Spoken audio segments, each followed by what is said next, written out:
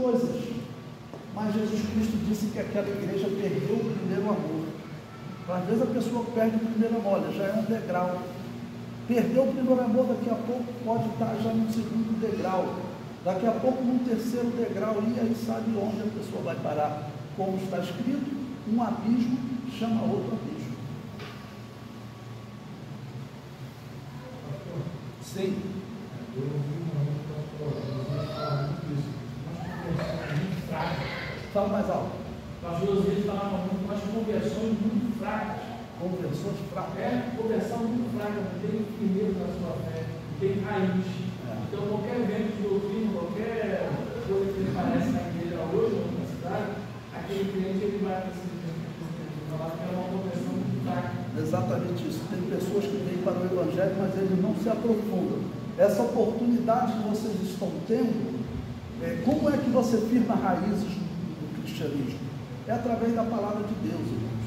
E como eu falei para vocês, vocês têm que pegar esses livros, vocês têm que se aprofundar, reler os livros, tá bom? Vocês sabem que no ensino secular, todo aluno ele tem sempre que fazer revisão, reler, reestudar, rever para poder fixar melhor. Se no estudo secular é assim, no cristianismo não será diferente. Tá bom? Então vocês têm que pegar esse estudo, não é só fiz a prova, tirei 10 e estou satisfeito, não. Vocês continuem estudando o tema. Estudamos o Pentateuco, agora vamos estudar o Evangelho. Né? E quando você tiver tempo, vai revendo o que você vai estudando. Né? Porque isso vai te ajudando a, nessa simbologia, né? Vamos usar, firmar as suas raízes no cristianismo.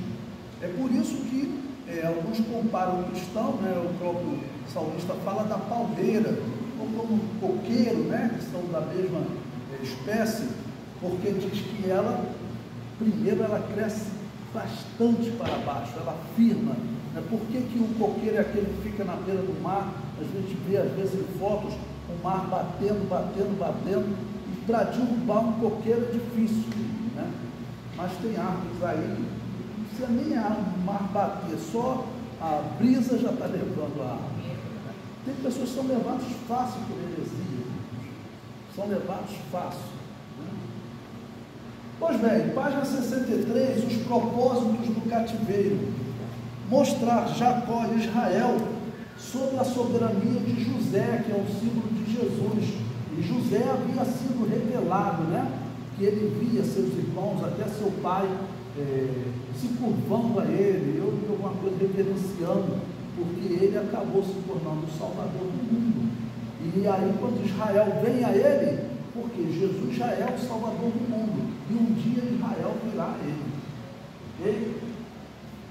Revelaram um Deus acima dos, entre aspas, maiores deuses da época, porque os povos, o que eles acreditavam, a religião que predominava no Egito nessa época, já era a religião da Babilônia. Lembre-se que lá no Apocalipse, a Bíblia diz que a Babilônia apocalíptica estava sentada sobre uma besta, que tinha 7 chifres, tá bom? E dizia que os 5 representavam reinos, 5 já haviam passado, e um, que era o 6º, existia. Quais os 5 que tinham passado? Então isso todos os escatologistas concordam. Era o reino egípcio, assírio, depois o babilônio, medo-persa, o grego, 5, e o romano é o 6º. Então essa religião fundada por Nimrod, ela dominou o mundo, ela já dominava o Egito. E nessa religião, o que eles diziam? Eles diziam que os deuses determinavam a vitória ou a derrota.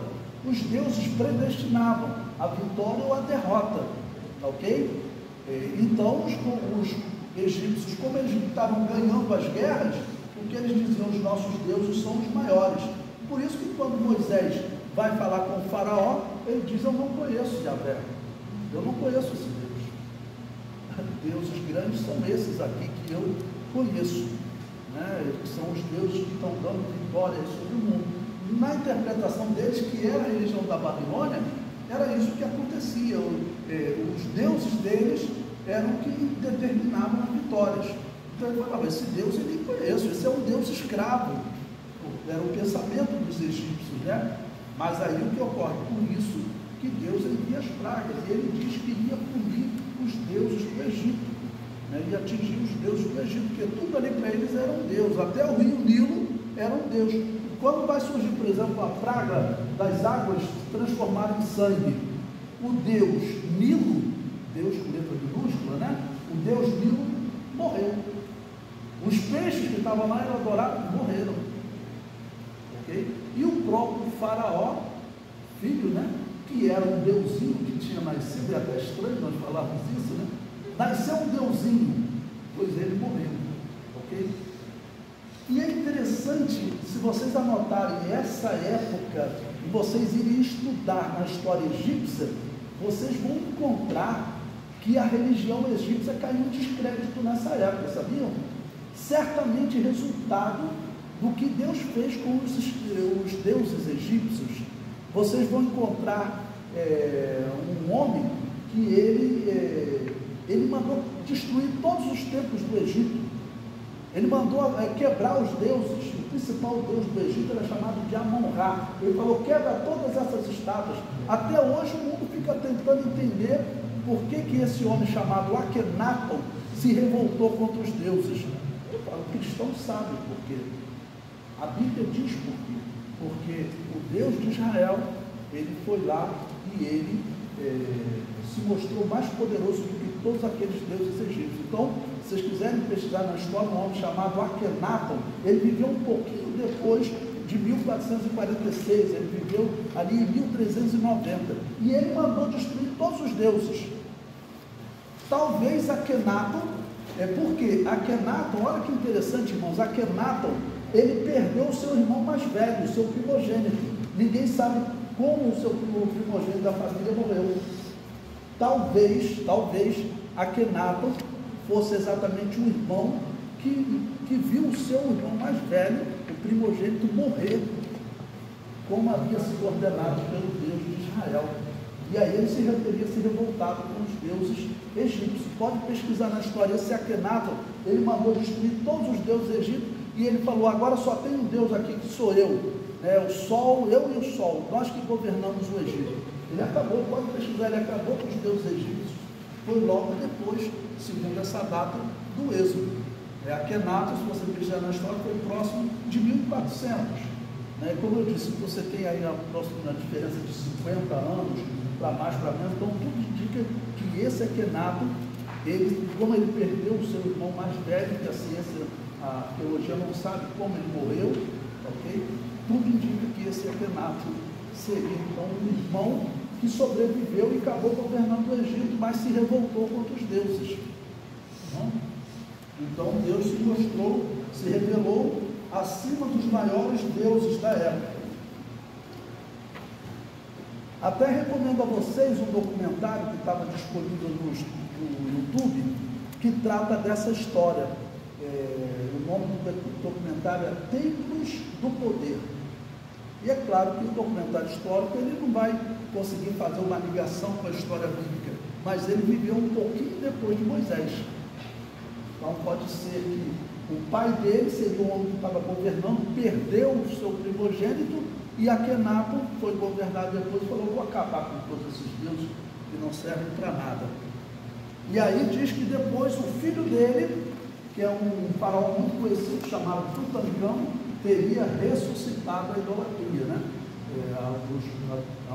culto aos muitos deuses, e Akenaton tinha acabado com todos esses deuses. Em terceiro lugar, mostrar que Deus dá soberania aos seus fiéis, em especial a José. A história de José é uma das histórias mais lindas da Bíblia, Infelizmente, tem a representação que entre os irmãos ocorre às vezes traição, mas mesmo com a traição, fica em silêncio como José, porque Deus vai fazer sempre com que aquele que é fiel, que os outros reconheçam essa fidelidade. Okay? Número 4, Israel sob o favor do faraó. A soberania de faraó é fato de muita discussão. No tempo de Abraão, ou seja, mais ou menos 369 anos após o dilúvio, vemos que o faraó não era tão orgulhoso, pois deixou Sarai ir sem endurecer-se. Esta ausência de orgulho tem nos feito entender que ele ainda não tinha tanto poder. Talvez o poder do faraó tenha sido causa do trabalho de José, pois José o fez dono de todo o dinheiro, conforme Gênesis 47:14, todo o gado, dono de toda a terra, excetuando a terra dos sacerdotes. Tendo José dado esta soberania, Faraó deu a Jacó o melhor da terra. Durante este período que Israel ficou sob o favor do Faraó, ele cresceu muito e foram fortalecidos grandemente, de maneira que a terra se encheu deles, mas isto causou medo em outros faraós. Então, nesse período aqui, tudo indica que, segundo a arqueologia, é o mesmo período dos Ixos. Tá bom? Os Ixos seriam os israelitas. Okay? José, como um homem inteligente e abençoado por Deus, ele teria abençoado o Egito, como eu disse. Um homem viver 110 anos, talvez isso no Egito não acontecia. Quando Jacó chegou ao Egito, o faraó, por exemplo, ficou espantado de ver a idade de Jacó. Por exemplo, se nós vermos aqui, olha,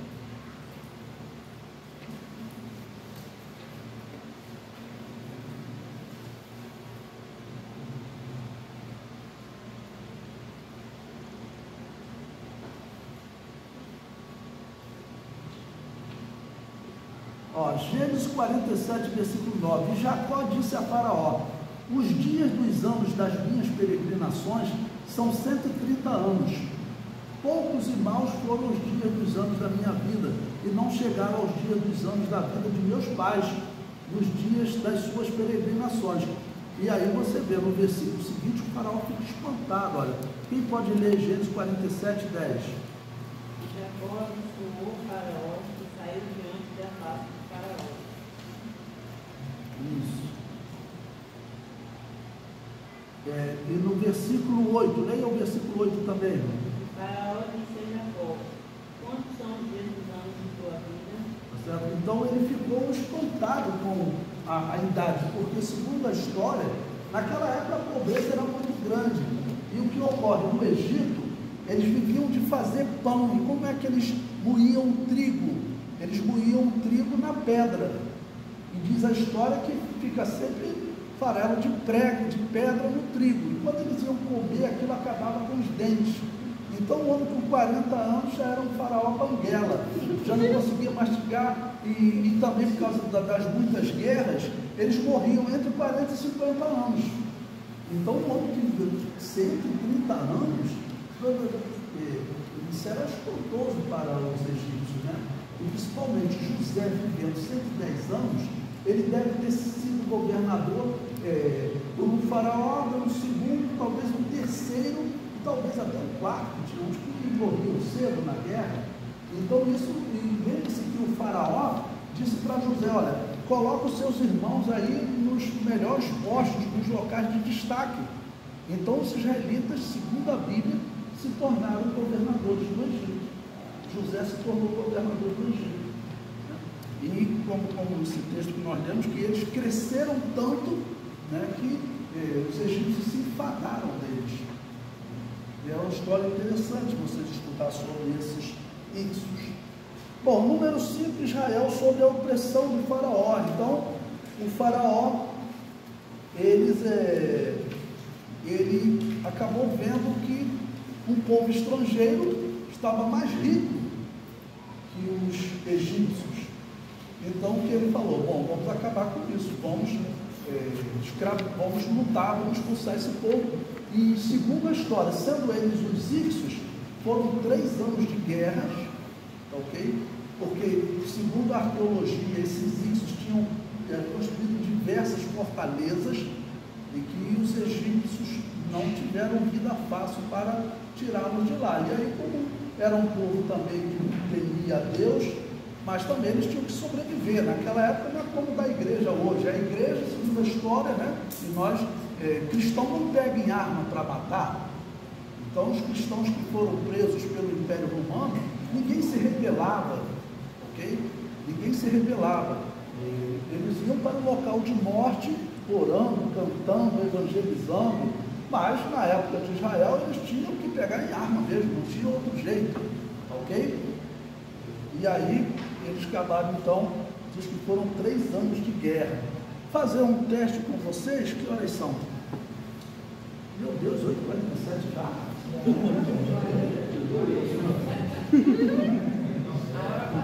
A hora que não é como no Rio de Janeiro, não. 8h47 já.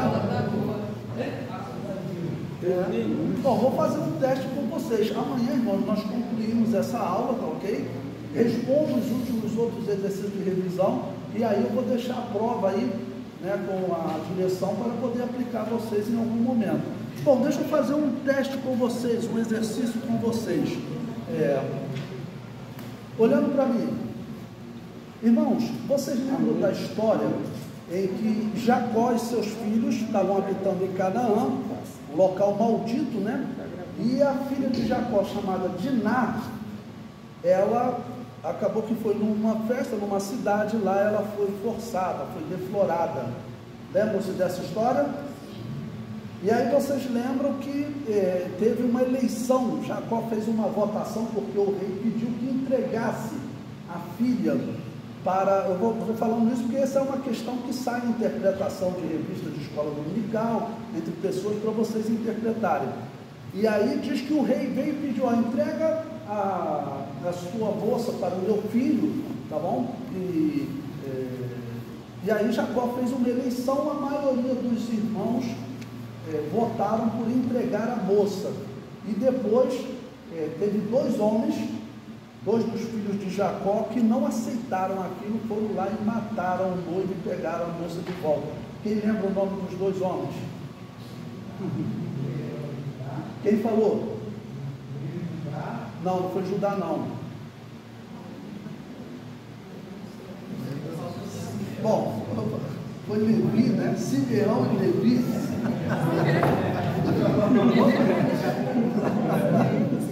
Vamos achar esse texto para poder mostrar a vocês? Ok?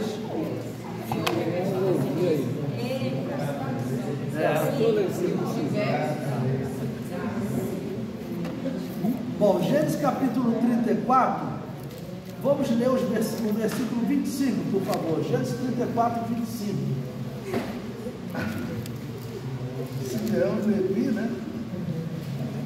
E aconteceu que ao terceiro dia, quando estava com mais violento 2 filhos de Jacó, Simeão e Levi, irmãos de Diná, tomaram cada um a sua espada e entraram aflitivamente na cidade e mataram todo o macho. Então foi Simeão e Levi, né? Vocês pensem 10 vezes antes de criticar Levi, né? Bom, eu quero que vocês me digam o que vocês acham da atitude de Simeão e Levi. Tá bom? Havia tido até uma votação e 10 dos filhos concordaram que deveriam entregar, mas Simeão e Levi não concordaram, mas foram votos vencidos. O que vocês acham da atitude de Simeão e Levi de não aceitar ir lá matar, e matou logo todos os varões da cidade? O que vocês acham? Vamos lá, então. Eles foram afoitamente.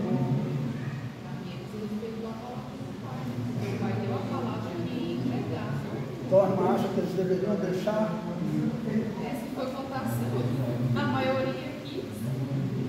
Vamos, irmãos. Eles fizeram certo, porque não era para pegar as filhas hebreias e entregar na música. Irmãos, depois leiam o texto com cuidado e observe o que o rei propôs. E lembre-se quem são os cananeus. Tá bom? O rei propôs, olha, você entrega a moça, tá ok? E também, irmãos, olhem para cá agora, ouçam a primeira explicação, depois vocês conversam. Então, olha, o rei falou, olha, entrega a moça para o meu filho e também todas as moças aqui da cidade estarão à disposição dos seus filhos, dos seus moços. E também os moços daqui poderão conviver com as suas moças. Irmãos, primeiramente eu falo porque muitas pessoas criticam a atitude de Simeão e Levi. Lembre-se quem são os cananeus. A quem eu comparo essa situação? Seria mais ou menos o seguinte: Se tem uma igreja e tem um terreiro de macumba, e o filho do pai de santo vai lá e estupra a filha do pastor, e depois existe uma proposta de unir os dois grupos, os filhos iam habitar lá, os jovens da mocidade com as moças lá do terreiro de macumba, porque isso aqui eram os cananeus. Se entregasse e fizesse aquela mistura, acreditem, Israel iria morrer ali naquele momento como povo de Deus, ok? Eles iriam morrer ali naquele momento. Jacó ter deixado uma eleição, para mim já estava errado. Ele, como patriarca, ele tinha que dizer: olha, não, a minha filha não vai ficar com esse moço. Somente nós não vamos aceitar esse negócio das moças daí. E como que eram as moças? As moças entre os cananeus, irmãos, eram tratadas como um animal. Vocês lembram quando estava para entrar em Canaã, que Deus falou o seguinte, que as virgens midianitas poderiam ser aceitas em Israel, porque as que não eram virgens, elas tinham que ir para o templo de Baal Peor, participar do culto e serem usadas sexualmente, livremente pelos cultuantes. Era uma vida horrível. Aquela moça e os filhos dela poderiam ser até sacrificados aos deuses. Então é uma situação muito complicada, né? Então eu vejo algumas pessoas, alguns comentaristas, criticando a atitude de Simeão e Levi. Mas, irmãos, o que eles aceitaram era a morte do povo de Deus. Ele falou: mas bastou usar a espada? Meu irmão, naquela época era assim. Não tinha como eles recorrerem a um juízo ou alguma coisa. As coisas se decidiam na espada. Não estou dizendo que hoje nós vamos fazer isso, mas naquela época era assim que se decidia, ok? Então não dá para criticar eles por terem usado a espada, mas com certeza a atitude de Simeão e Levi salvou a nação de Israel, porque ali eles iriam se misturar, e a comparação que eu fiz é exatamente isso, como uma igreja e um templo de macumba, ok? Sim. Em questão assim, comparar aí a opinião de Jacó teve a eleição e a atitude que Simeão e Levi teve, nós podemos olhar a conversa de Abraão com o mordomo dele, Eliezer. Ele mandou ele ir lá na terra da parentela dele buscar uma noiva para Isaac. Aí está vendo? Por quê? Porque não podia se misturar com os cananeus. A pessoa de Diná nasce um filho, ele poderia ser sacrificado aos deuses.